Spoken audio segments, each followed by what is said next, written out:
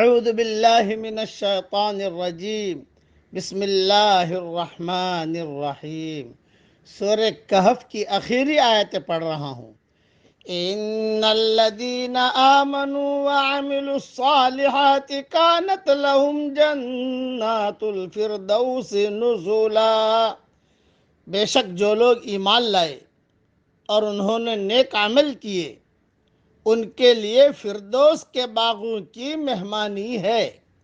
خالدین فیہا لا یبغون عنہا حوالا، اس میں وہ ہمیشہ رہیں گے، وہاں سے کبھی نکلنا نہ چاہیں گے۔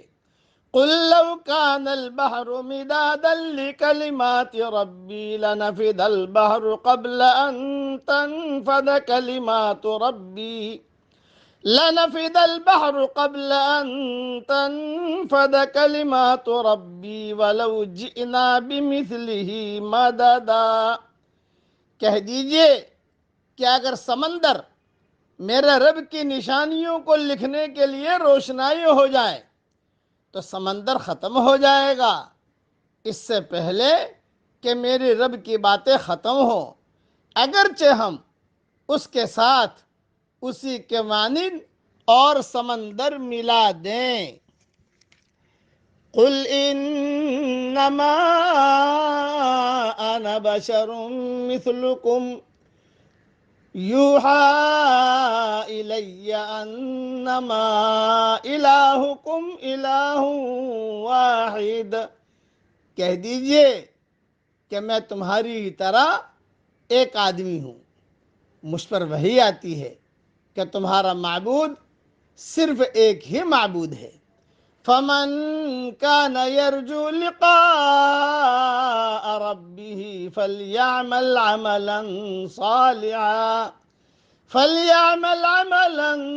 صالحا ولا يشرك بعبادة ربه أحدا۔ پس جس کو اپنے رب سے ملنے کی امید ہو اس کو چاہیے کہ نیک عمل کرے اور اپنے رب کی عبادت میں کسی کو شریک نہ ٹھہرائے۔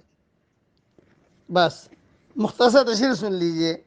جنت الفردوس جنت کا سب سے اعلیٰ درجہ ہے، اسی لیے حضرت محمد صلی اللہ علیہ وسلم نے فرمایا کہ جب بھی تم اللہ سے جنت کا سوال کرو تو فردوس کا سوال کرو، اس لیے کہ وہ جنت کا اعلیٰ حصہ ہے اور وہیں سے جنت کی نہریں پھوٹتی ہیں۔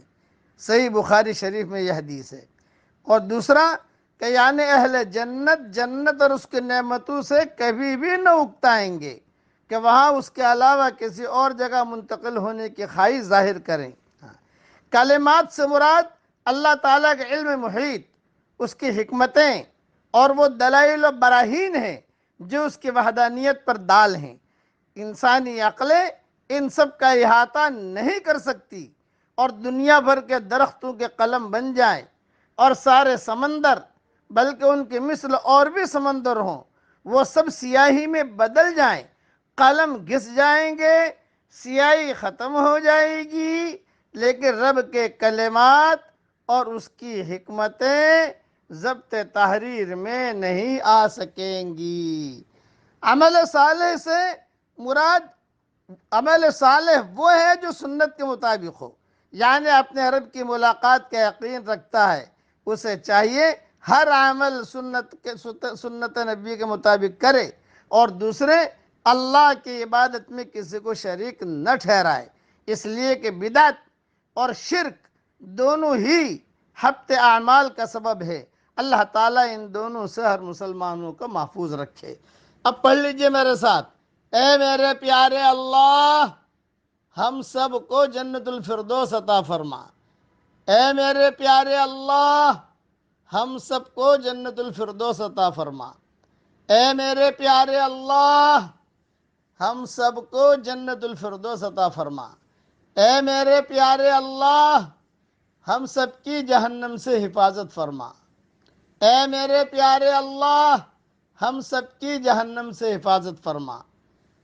اے میرے پیارے پیارے اللہ، ہم سب کی جہنم سے حفاظت فرما۔ اللہ تعالیٰ یہ دعا ہم سب کے لیے قبول فرمائے۔